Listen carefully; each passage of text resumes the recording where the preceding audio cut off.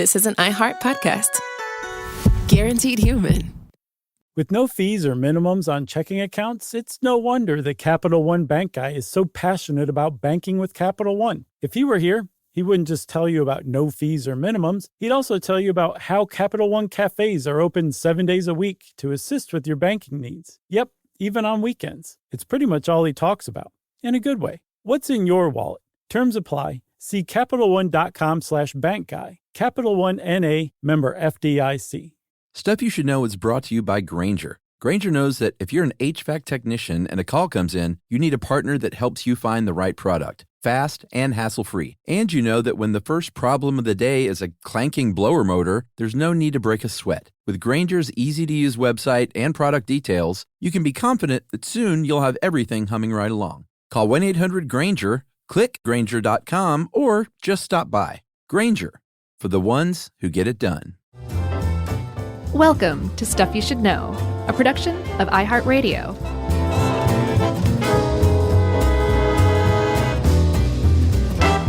Hey, and welcome to the podcast. I'm Josh, and there's Chuck, and there's Jerry over there, and this is Stuff You Should Know, Titanic Edition, Part 2, the sequel. When we last left off, the Titanic had just set sail. Yeah, it was.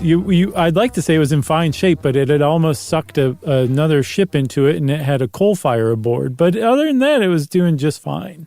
I wonder if the captain, after they averted hitting the New York, was like, "Did you see those guys? They were totally pooping in their pants." Yeah, give me another toot toot. Don't mess with me. So, I don't have the impression that the captain. I don't know if we said his name or not yet. Edward Smith.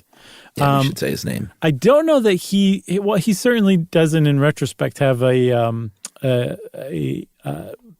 sterling reputation. No. I was going to say he doesn't have a reputation that is like that of a maverick necessarily. I think he did have a sterling reputation up until then, at least. Exactly. Like he was. I saw in a PBS documentary that like captains like this at the time were likened to rock stars of today. Like they had their own fans, and like it was you knew what captain you were sailing with, and it was a big deal. And he was one of the most famous and well respected, if not revered, as far as the captains go. But over time... Like Steubing. Yeah, exactly like Steubing. But over time, because of like the inquiries and the desire to place blame and to find like simple answers and compartmentalize everything, he's been kind of painted with an inaccurate brush that loses a lot of nuance. And one of the ways that he has been mislabeled that makes him seem like a maverick is that he was going full speed ahead, trying to break speed records, wanted to get there as fast as possible, show up those Cunard jerks. And that seems to just be not the case at all. And in fact, yes, the Titanic was going very, very fast, but according to an Irish journalist who's done a lot of research on this, Sinan Maloney, I believe, is their name. They were going that fast because they were having to use up more coal to keep that fire from spreading. And that he didn't really have that much of a say in how fast the thing was going because they had to keep the coal fire under control. I'd like to slow down. Are we still on fire? Yes, sir. Well, we can't slow down then. Full steam ahead. But that really kind of goes to show you, it's like really teaches you like, oh yeah, we've lost a lot of like the details here. Yeah. Or I shouldn't say that. Pop culture has lost a lot of the details. Right. There are plenty of people out there who know details like that. Yes. And those are the people you should listen to. Those are the people who we listen to, so you can feel pretty comfortable listening to us for the last episode and this one. Let's begin now. All right. So fast forward from April 11, when it set sail, to April 14. We all know what happens over those 3 days. There's some steamy lovemaking in the back of a car in the cargo hold. Draw me like one of your French girls. Wasn't that a good Kate Winslet? Yeah.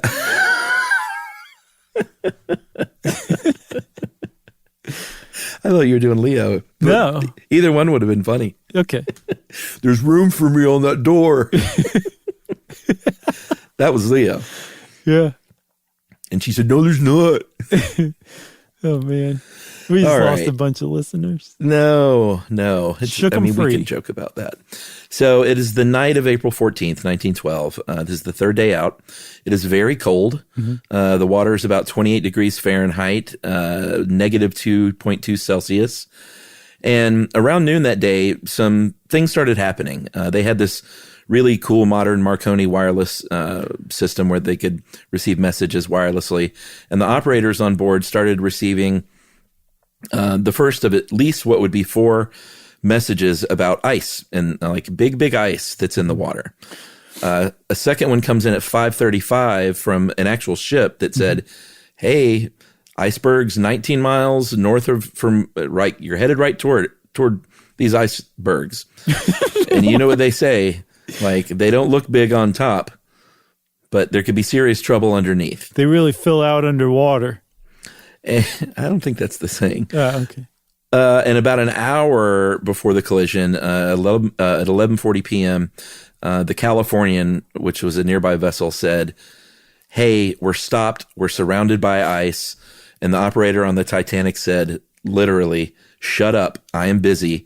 I'm working Cape Race," which apparently was a relay station in Newfoundland, and they were busy sending out messages for the passengers. Yeah, the passengers could pay about $65 to send a Marconigram to basically show off to their friends and family back home that they were sending a postcard. hello from the middle of the ocean. Yeah, because the postcard they sent was just in the mailroom aboard the same ship at the same time as them. This Marconigram could go out immediately. So the first class passengers were sending out little hellos to the tune of about 250 of them, I believe, just that day. Wow. So So the Marconi operators were very much overworked, which is why he told the other one to shut up. Apparently he said it twice. He said, "Shut up, shut up." 2 exclamation points too. if 250 first-class passengers sent out messages that day, that's like there were only 300 and something first class aboard, so that was most of first class. Yeah, well, hopefully there wasn't just like some obnoxious one that had sent out like 10 or 12, but who knows? Billy Zane. Right. He was like, "I want to send another Marconigram." About Picasso. Yeah. So I was just thinking of Billy Zane again. The Marconi operators, like the presence of this Marconi wireless thing on board was just as cutting edge as technology got at the time. Yeah, it was a text, basically. There were so few ships that had wireless aboard that it was just nuts, which is why so many people were sending Marconigrams to show off. But at the same time, the fact that there were these wireless radios on some ships, including ships that were in the area, means that the Titanic did have warning that there was a ice flow like in between them and New York. And they started, like you were saying, they were receiving warnings about the icebergs and ice flows. And again, Captain Smith is depicted as having ignored this, of just heedlessly headed on full steam ahead into an ice field, even though he'd been warned against it. And from what I saw, this is again a mischaracterization because he didn't receive any warnings that would warrant slowing down or changing course or anything like that. He knew that there were icebergs. It's just kind of like if somebody was saying there's an iceberg 20 miles ahead of your projected course, heads up. He'd be like, okay, good to know. But that wouldn't require you to do anything about it. But there was one, the very fateful one, that really may have sealed the fate of everybody aboard the Titanic. And that was that last one that came in at 11:40 that said we're stopped and surrounded by ice.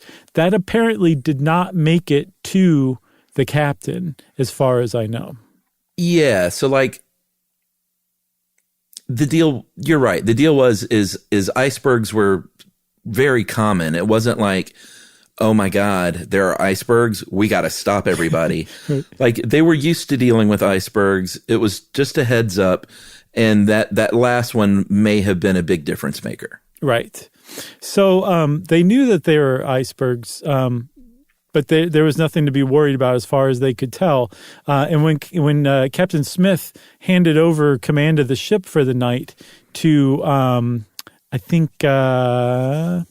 Second Officer Charles Lightoller.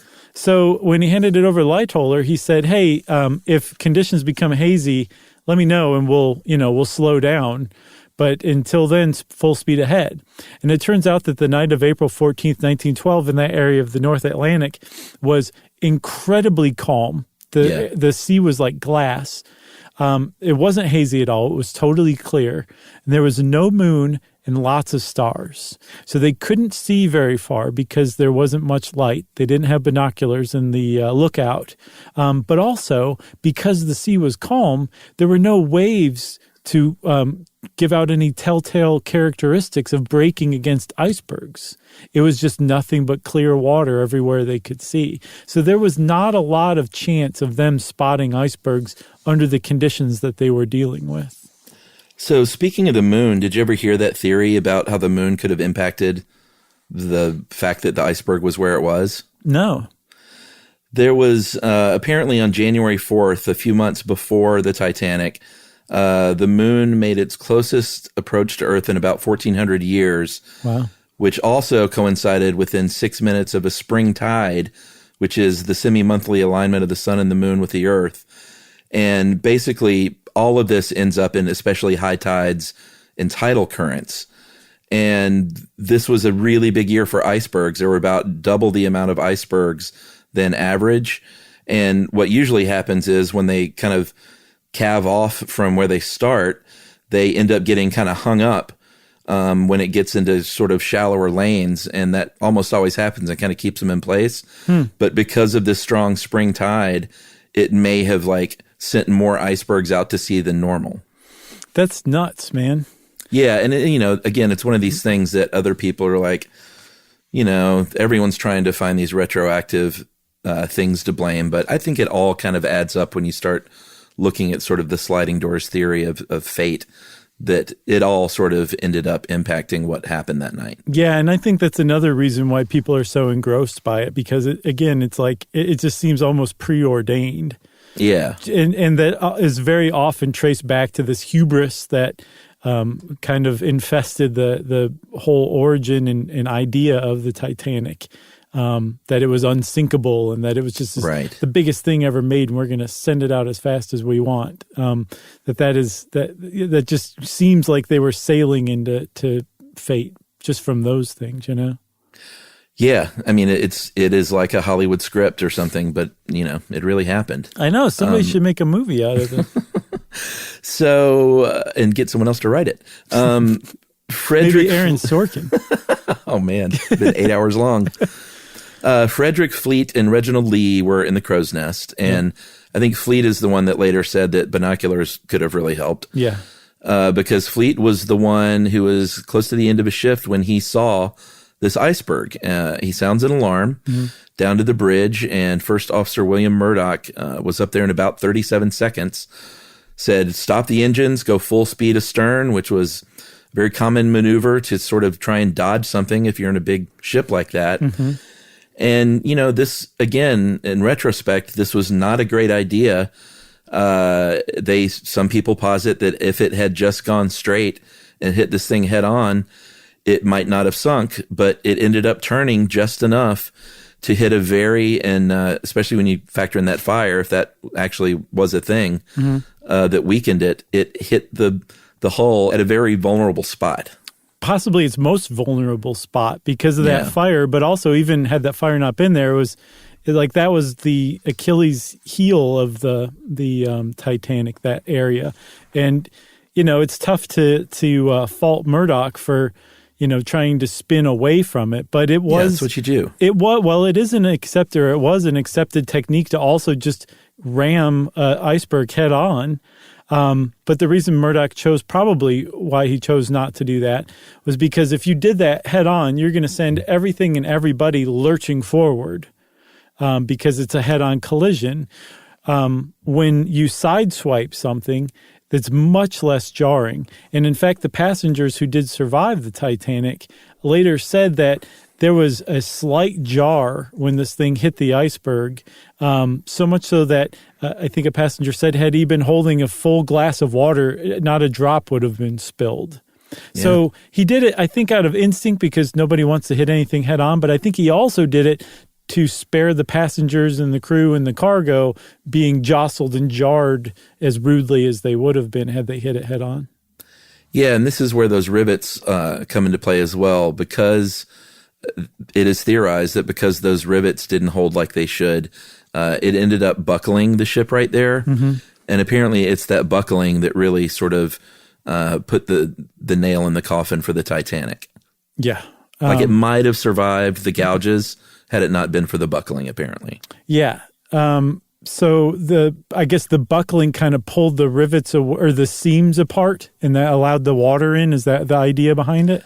I think so, because, they started, Murdoch, said, let's get all these watertight doors shut, which was a really, really great move. But it was too late, and there were 5 of them that were filling up. They originally thought, Captain Smith was like, there must be a 300-foot hole in this thing. Mm-hmm. And I saw a couple of different numbers. This article from How Stuff Works says 3.2 square feet for these 6 slim lacerations on the boat. I saw about 12 square feet. Even still. Yeah, I saw it likened to about 2 sidewalk squares. Wow. Like that took down the Titanic. I know. Can you imagine? Isn't that nuts? Like, of course, you would think Captain Smith would be like, it's got to be a 300-foot gash to have that kind of water. And he wouldn't know. It's not like he could see. Like, this was beneath the water. It struck the iceberg underwater. So it was just an estimate. But yeah, now we know from going down and looking at the Titanic using sonar just how small they were. So just a couple of sidewalk squares, huh? Yeah, and the really brutal part is Andrews, kind of just like in the movie Victor Garber, once he got word that there were 5 of those cavities filling up with water, he was like, that's it, man. Like, we could have survived 4, and I know it doesn't seem like it right now, but this ship is going to go down. Yeah. So, you remember, I think in the first one, we said that the thing was designed to be just fine with 2, and that 4, it could probably make it. Mm-hmm. But 5 was the magic number. With 5, It was like, this is not going to end well at all. And even with 4 compartments full and sealed off, there's a good possibility that the Titanic would have sunk, but it might have taken so long to sink that everybody aboard would have easily made their way off. But that 5th compartment was it was just terrible. Because not only was the Titanic doomed to sink, it was doomed to sink very, very fast. I think Andrews estimated 2 hours basically when he found out how many compartments were filling.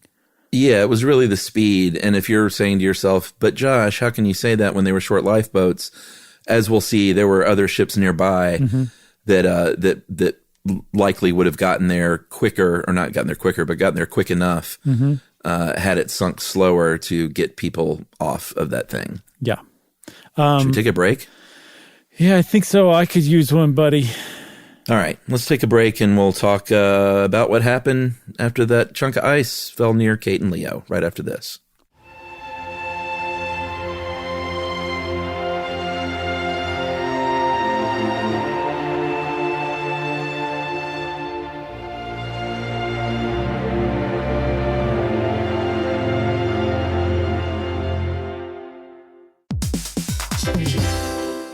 Hey, everybody. I want to talk to you a little bit about Tide Evo because it represents over 10 years of innovation and product development. Tide Evo is a first-of-its-kind technology where tens of thousands of minuscule fibers are spun together to form a 6 times powerful layer packed with scrubbers, brighteners, pre-treaters, and fresheners. And that's going to deliver a breakthrough clean that's so powerful, it feels like magic. Yeah, it is kind of like magic. Tide Evo is revolutionary. A 100% concentrated, waterless laundry tile that's made of compressed microfiber soap layers rather than liquid or powder. And it's not like pods or sheets because it uses 6 layers of detergent fibers to deliver superior cold water cleaning without plastic packaging of any kind. And it provides a mess-free, lightweight solution that dissolves lickety-split. So whenever you run into a laundry challenge, turn to Tide Evo. It's revolutionary. It's magic. Try new Tide Evo. Real laundry magic.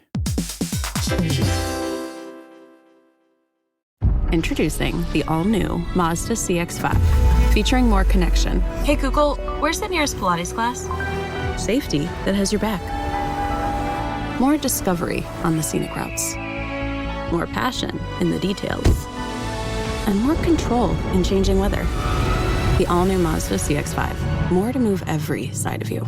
See it in 5 films at mazdausa.com/5sides. Google is a trademark of Google LLC. Sequences shortened and simulated.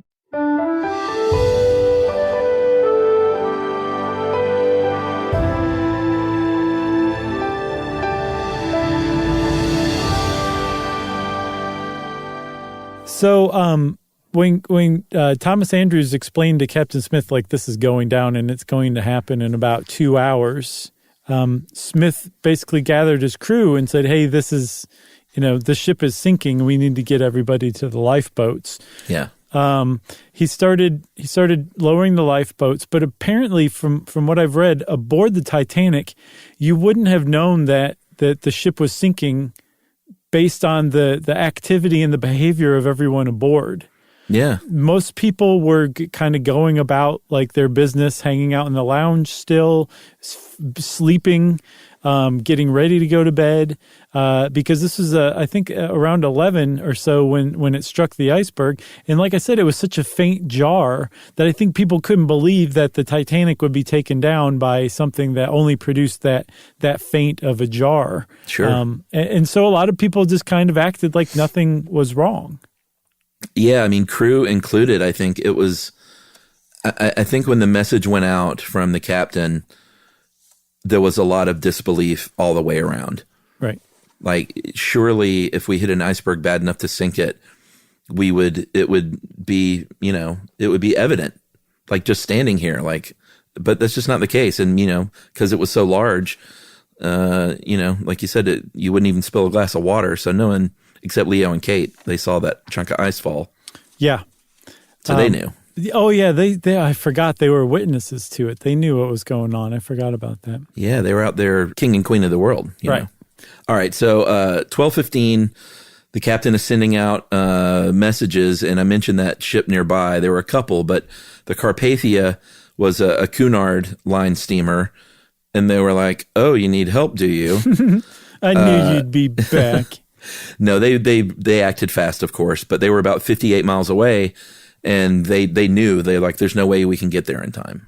No, especially not if it's going to sink in a couple of hours. But again, had, even just the only 4 compartments not flooded, the Carpathia probably could have made it there in plenty of time.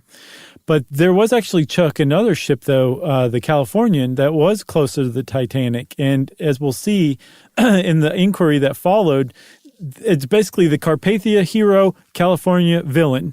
The Californian was accused of basically refusing to render aid, and that just wasn't the case. There was a mystery ship that very much did refuse to render aid and just pretended like it didn't see what was going on. But really? It was actually a ship called the Mount Temple that was captained by a man named Captain James Moore.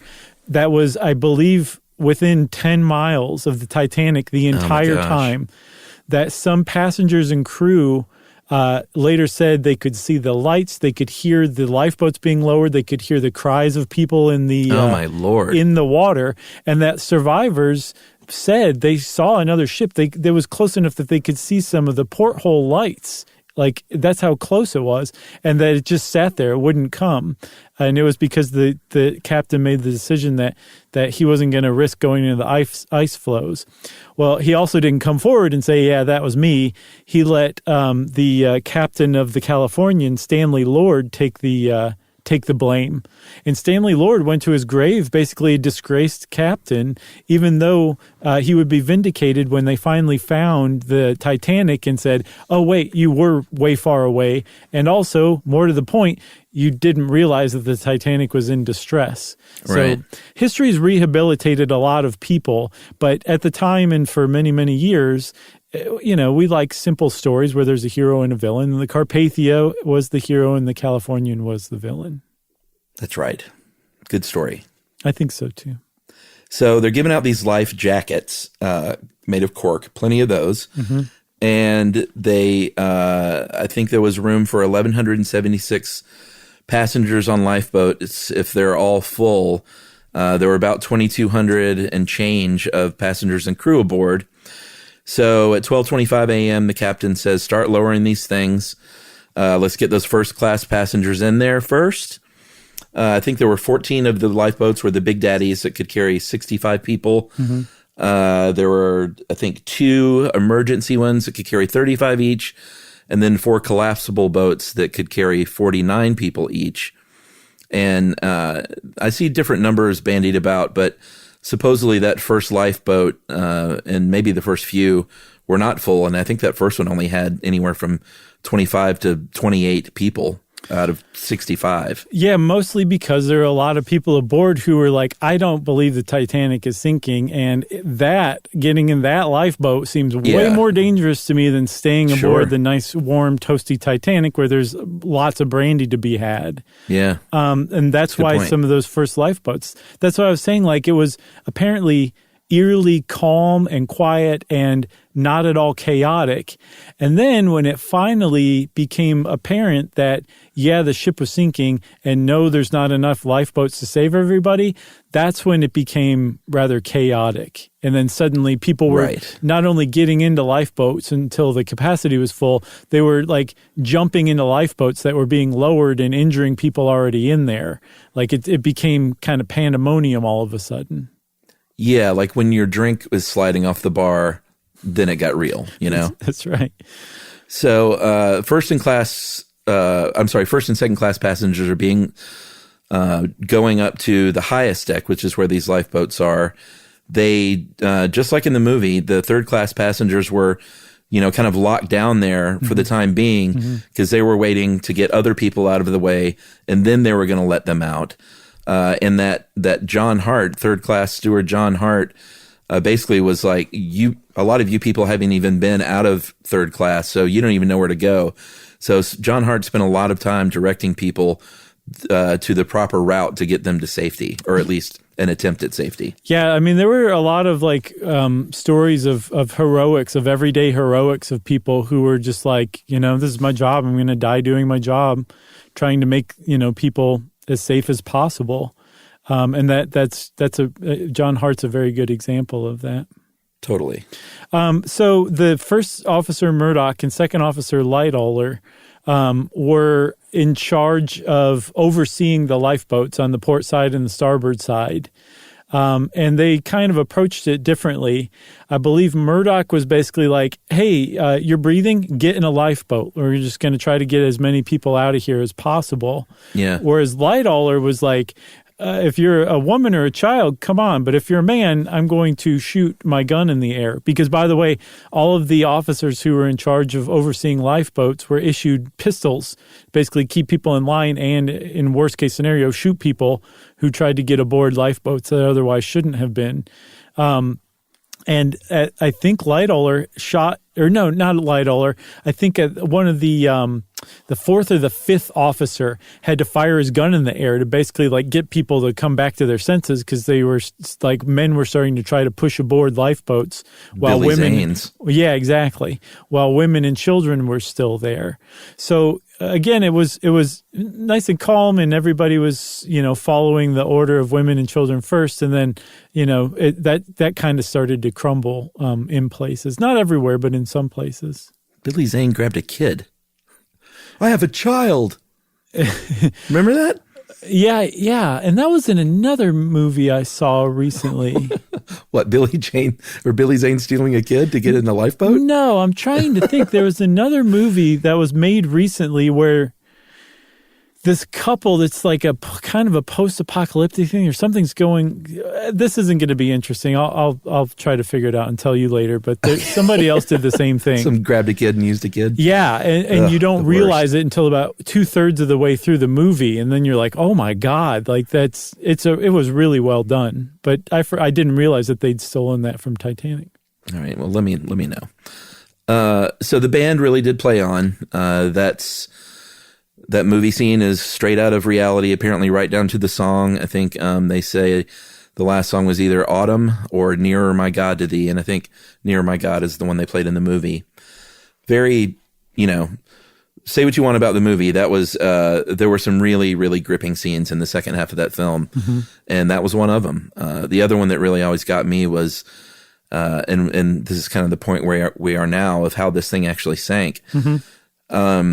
When Kathy Bates, as Molly Brown, is in that lifeboat and sees that those propellers up in the air, it was pretty remarkable.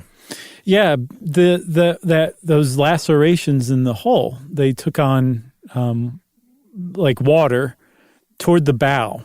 So the front of the ship was suddenly much heavier than the back of the ship. Yeah. And the ship was built so strongly, even with those substandard rivets, the wrought iron ones, that it didn't just break immediately, that it actually lifted up the rear. And the propellers became visible first, and then it kept going higher and higher and higher. And then the pressure on the plates that held the whole thing together became so enormous that it was something like 17 and a half tons of pressure per square inch. That's how much pressure was being exerted on basically the halfway point where the Titanic split in two. And finally, it did split in two, but it didn't break into two immediately. The bottom of the hull, that connected the front to the back, still hung on, and it almost became like a hinge. And so the whole bow went underwater, but just dangled there for a little while until it finally filled up.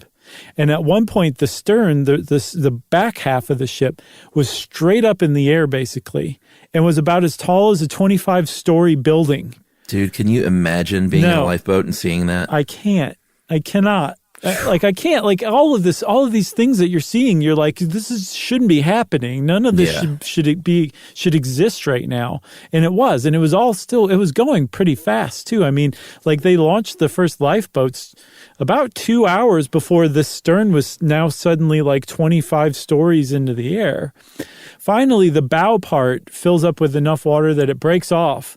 And it was so heavy that it traveled about 2.4 miles down to the sea floor, or the Titanic rests today, in like 6 minutes. That's how fast it traveled down there, and just hit like a missile. Basically, it hit the sea floor.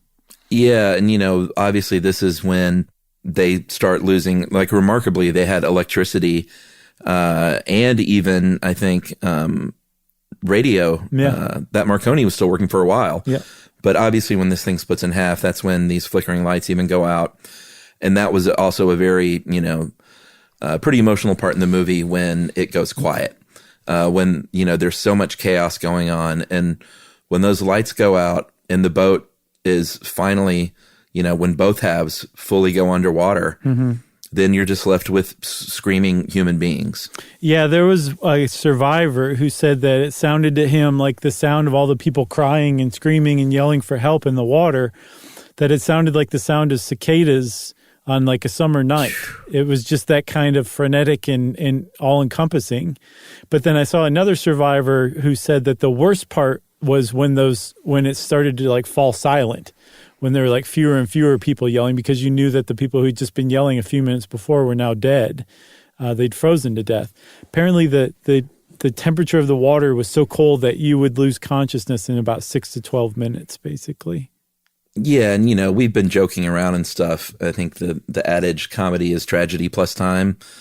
You can apply here, but we do not take any of this lightly. It's at this point, it is one of the most horrific scenes that anybody could ever imagine being a part of. Absolutely. Which is, again, why so many people celebrate Molly Brown, because there were so many people out in the water still with those cork life jackets. The guy who, I think the quartermaster, Robert Hitchens, who was basically the captain of the lifeboat that Molly Brown happened to be in, refused to go try to pick up survivors who might be in the water. He said they're all dead. And she threatened, apparently, to throw him overboard if he didn't go find people. And what was amazing is that some people did actually survive. The chief baker, his name was Charles Joffin. He survived paddling around for 2 hours Jeez. 2 hours. And then he finally found a capsized lifeboat and climbed aboard that. And some people did survive like that, but he was in the water for a couple of hours. And weirdly, they attribute it to him getting drunk before he went in the water. But this was apparently after he had helped save a bunch of people. The first thing he did is he went and stocked as many lifeboats as he could with bread and provisions. Then he started actually physically throwing women who refused to get into lifeboats into the lifeboats. And then after there was no one left to help, he went and started drinking. And for some reason, they think that kept him alive, where otherwise he might not have. Just maybe by freaking out. Like it kept him from freaking out. Yeah. Well, warmed him up too, maybe? I don't know. No, I think it's supposed to do the opposite of that. Yeah, that is the opposite. Yeah. Like don't take that advice. No, if you're don't. stranded in the cold, don't drink. That's right. Chuck, there was one other story I saw talking about the sound of the the people who were crying out. There was a young survivor. I think he was like 9 or 10 or 12. And he later on, his family was moving to America, and he found out the hard way that he couldn't go to baseball games because the sound of the cheering crowd took him right back to the sounds of the people crying for help on the Titanic. And he just wanted to love baseball, but absolutely couldn't because of that, basically. He had PTSD, basically. Oy. Yeah. That's very sad. But let's take our last break here. Okay. And we'll talk about what happened after 2:20 a.m., after the Titanic made its way to the bottom of the ocean.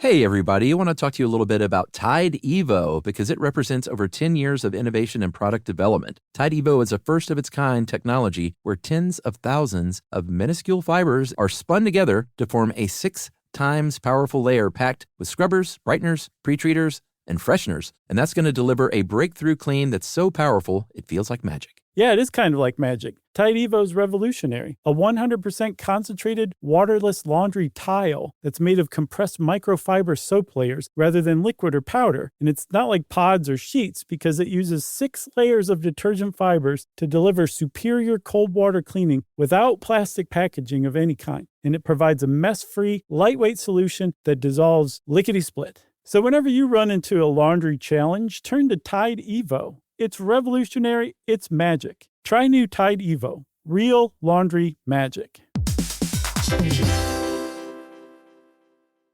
Introducing the all-new Mazda CX-5, featuring more connection, Hey Google, where's the nearest Pilates class? safety that has your back, more discovery on the scenic routes, more passion in the details, and more control in changing weather. The all-new Mazda CX-5. More to move every side of you. See it in 5 films at MazdaUSA.com/5sides. Google is a trademark of Google LLC. Sequences shortened and simulated.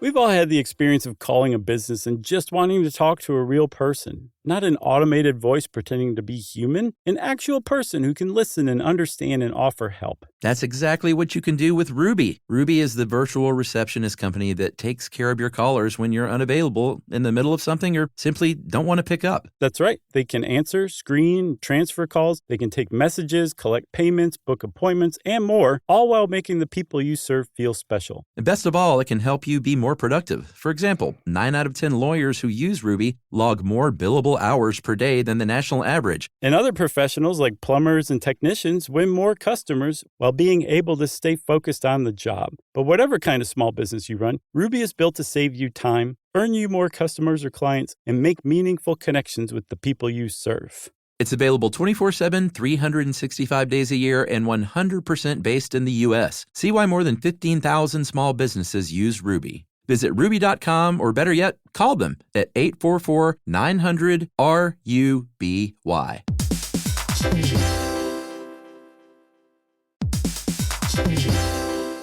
Hey, everybody. Here's a fact for you. In the United States, there is a break-in every 26 seconds, and that means that somewhere right now, an intruder is getting closer. And the problem with most security systems is that they only alert you after the break-in has started, and that's too late. Well, that's what makes SimpliSafe different. They use alerts. SimpliSafe's U.S.-based live agents, they identify threats on your property and help deter them before they actually break in. So the intruder never gets into your house. The crime is stopped before it even starts. That's right. And another great thing about SimpliSafe is they have no long-term contracts. They give you peace of mind and great value with their monitoring deterrence plans because they just start at about $1 a day. Yeah, SimpliSafe sent us a setup years back, and I still use mine every day. Yeah, and apparently setup, you can do it by yourself in under 30 minutes. So it's a really good value and it doesn't take long. So if you want to experience the SimpliSafe peace of mind, you can take advantage of the SimpliSafe discount offered to Stuff You Should Know listeners. Right now, you can get 50% off your new system by visiting simplisafe.com/stuff. That's half off at simplisafe.com/stuff. There's no safe like SimpliSafe.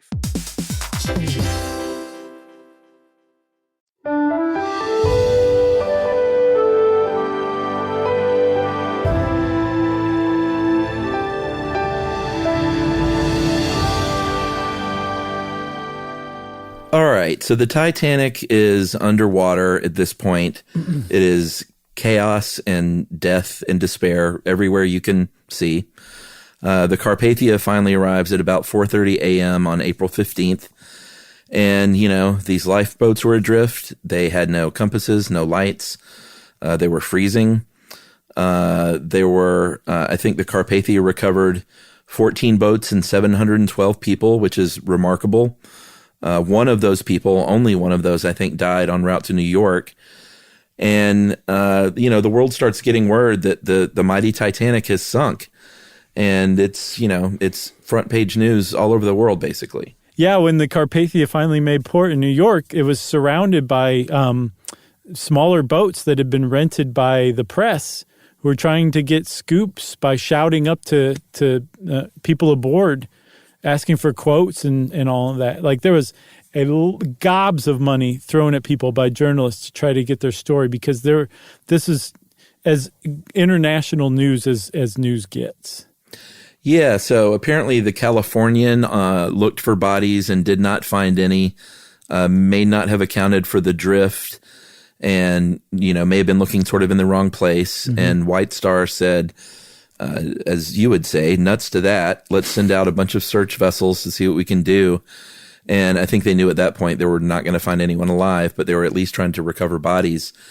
And they sent out a few boats, and one of them found 306 bodies. Mm-hmm. One found 15, and then another couple found 4 people and 1 person.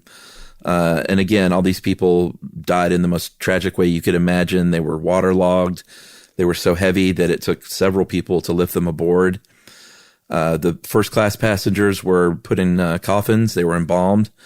This is really gruesome.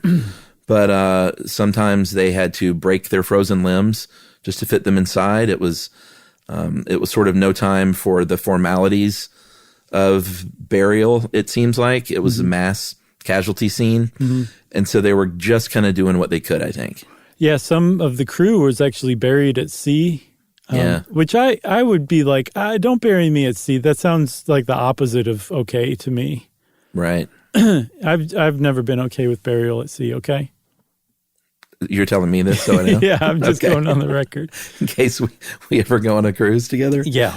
All right. So the U.S. kind of really insinuated itself into this tragedy to a questionable degree in some people's minds at the time. The Titanic was a British ship. The White Star Line was a British company. And yet the U.S. held public inquiries, the Senate did, on the Titanic tragedy before the Brits could even do it, because they started this inquiry, I think 1 or 2 days after the Carpathia made port. That's how quick the inquiry was launched by the U.S. Senate. And so all of these people who were subpoenaed as witnesses before they could leave New York had to stay and give their testimony before they could go back to England. So the British had to wait to hold their public inquiry until the American one was over, which I think kind of chafed everybody a little bit. But between the British inquiry and the American inquiry, they both basically reached the same conclusions. And they were threefold: lifeboats, and lifeboats. Yeah, and not just the amount, like kind of the stuff we've already been over. Like there was no system. It seems like, and this is all because it's true, it seemed like no one knew how to load these things. Mm-hmm. It seemed like there was a lot of indecision about where you actually do the loading. There were a lot of opinions flying about who should be loaded, about how many crew members you need on these lifeboats. And there was no direction at all. There was no uniformity, and there was no plan. And that's, like we mentioned at the beginning, because so many of these crew members just kind of showed up at the last minute, and they didn't even have training in how to do this. Yeah, and like we said, the Californian was vilified. That was another thing. But it was, even at the time, it was explained by the California's captain, like, look, the wireless operator went to bed. He didn't hear these distress signals. Yes, they were shooting off rockets, but we thought it was another boat that was mainly doing it to navigate through the ice. Like, it didn't seem like a distress thing to us. Yeah. And again, history has kind of exonerated him, but at the time, he was not very well thought of. Neither was J. Bruce Ismay, who survived because he got in a lifeboat. Yeah. He was vilified as a coward who didn't go down with his own ship. He was painted as having dressed up as a woman to get aboard, like just basically anything you can think of that's despicable. He was described as having done to get aboard a lifeboat to save his own skin. The only way that he could have had any honor or dignity is if he had willingly died with the ship. He didn't do that, and supposedly, in retrospect, he was probably unfairly characterized. He went to his grave saying that there was no women or children anywhere near where he was, like they were not around, and he decided to get into a lifeboat that had space. But even still, he's just considered this despicable figure because of this kind of historical trend that was initiated during the public inquiries. Yeah, and of course, Andrews, the designer, and Captain Smith, as in the movie, you see them both go down with the ship. Then another very impactful emotional scene with Victor Garber. I think, doesn't he set the time correctly on a clock or something? I think he went and rearranged the deck furniture. The wicker chairs. No, he didn't. I think he set the clock, right? He's just such a cliche. I seem to remember him setting the clock. He set the clock, sure. And this is as things are sliding off tables, and it's a good movie. Now that I'm talking about it, I kind of want to watch it again. Okay, all right. There were other people that were hailed as heroes. The captain of the Carpathia was knighted by King George V for his actions in saving people. The Marconi operators and the Marconi operating or wireless system in general was viewed as heroes because had it not been for those instant distress signals that were sent over Marconi wireless, who knows how long those people would have been out there in lifeboats and how many more would have died. So a lot of people could have been saved. I think the number I've seen most widely used is 500. Had the lifeboats been properly filled with passengers, another 500 people would have survived. But you also have to say, well, how many people would have died had the Marconi wireless not been in operation at that time too? So Marconi himself was actually hailed as a hero for having, come up with this wireless, even though I don't think he invented the technology. Binocular locker, maybe it doesn't need a lock. Yeah, Davy Blair was like, oh, God, I've got that key in my pocket right now. Maybe just put it in a basket right there in the crow's nest. Or just tuck it in your cheek. Oh, no, yeah, I don't mean the key. Idea. No locks. You don't need a lock. Okay. What are they afraid people are going to walk off with the binoculars? Right. They did. There were a lot of reforms that came out of this. They started launching ice patrols. Wireless operators started appearing on ships far more prevalently, and there were operators sitting there around the clock to help with distress signals. But I mean, and these probably saved thousands and thousands of lives. But because these things hadn't existed at the time or were ignored, like the lifeboat regulations, then, a lot of people died. Brutal. So Chuck, the Titanic it went down and was not discovered until 1985, I believe, right? Yeah, I mean, that's when things got really interesting. I think anyone who had any even passing interest in the Titanic has marveled for years, like we were talking about in episode 1, about these images. And especially, the way these things are lit with these little sort of, these little swimming robots and their flashlights in the dark down there. It adds this eerie quality to it with the suspended debris and how easily this thing, would kind of come apart if it was knocked against or something. Just really stunning footage. And that's, I think, what drove James Cameron. He got really into it. Oh, yeah. The guy who discovered the Titanic was Dr. Robert Ballard. And I saw a talk by him where he was talking about one of those early ones where they were using one of their remote vehicles equipped with like a spotlight on it. And he said inside the gloom of the Titanic, looked like a light came on. He said he and the rest of his crew on the vessel aboard or on the surface just like stopped breathing. Like that was the eeriest thing he'd ever seen. And he realized that the searchlight was reflecting off of one of Titanic's chandeliers that was still hanging there. I can't imagine what that sensation would have been like. Just terror, but also just total awe, Yeah, totally. So the Titanic is falling apart thanks to a kind of iron-loving bacteria, I believe, called Halomonas titanicae. Yeah, I think that's right? Surely that's on purpose. Yeah. I think they discovered it from evaluating the Titanic, right? Yeah. Okay. And so they basically don't think it's going to be around much longer, but Dr. Ballard is saying, no, we can do something with this. There's actual underwater technology that uses epoxy paint where you can paint underwater. And he has a proposal to save the Titanic by painting it and turning it into an underwater museum because outside in the debris field, bodies were, dissolved and eaten within a very short amount of time, but there's still plenty of objects that are still there. Inside the Titanic, there's no currents. And a lot of areas inside the Titanic might be anaerobic. So it's quite possible that there are bodies generally preserved in there and that a lot of the rooms and different areas in the bowels of the Titanic are still in relatively good shape.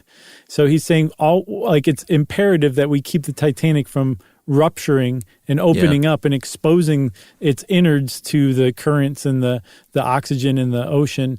And we can do that by painting it, the outside of it. So I'm really hoping that he's successful in that quest. Very cool. Yeah. You got anything else? I got nothing else. I got one more thing. We could not talk about the Titanic without talking about Futility, the 1898 book that was written by a guy named Morgan Robertson. And it's about the biggest ship ever built, the Titan, that is headed from New York to Liverpool when it encounters an iceberg in the North Atlantic and sinks. And the description of the Titan almost matches the Titanic, even though it was written 14 years before. Very cool. We covered that on something else at some point. Didn't we do an episode on coincidence once? I don't know. Because if so, I'll bet that was it. Well, if you want to know more about the Titanic, have a good rest of your life because there is a lot to learn. So go forth, find your favorite Titanic-based podcast or website and start there. And since I said start there, it's time for finally listener mail.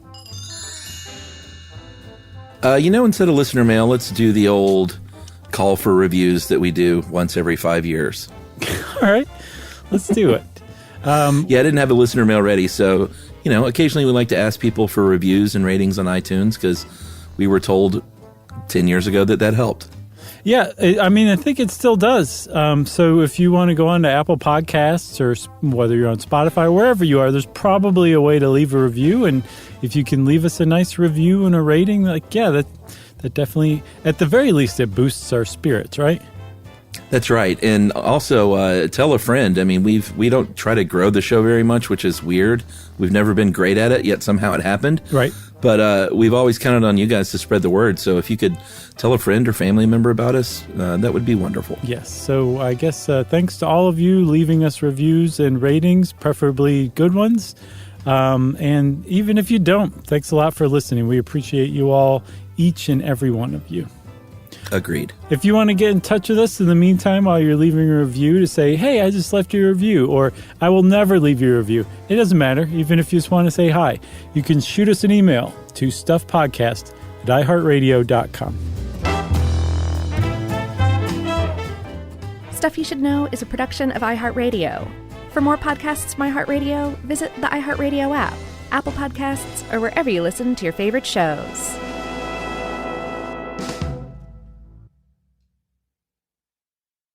Stuff at Sea is a 5-night, adults-only sailing trip that brings the Stuff Podcast universe to life on board. This voyage is a culture-soaked escape where pink sand paradise meets curious minds. Sailing round trip from New York City to Bermuda on October 2nd to 7th, 2026, this voyage drops you straight into the iHeart Podcast Stuff universe. On top of the adults-only experience you already love, you'll get live podcast episode recordings, behind-the-scenes sessions, themed activations, and more unmissable onboard moments. Learn more at virginvoyages.com/stuff. Introducing the all-new Mazda CX-5, featuring more connection, Hey Google, where's the nearest Pilates class? safety that has your back, more discovery on the scenic routes, more passion in the details, and more control in changing weather. The all-new Mazda CX-5, more to move every side of you. See it in 5 films at MazdaUSA.com/5sides. Google is a trademark of Google LLC. Sequences shortened and simulated. This is an iHeart podcast. Guaranteed human.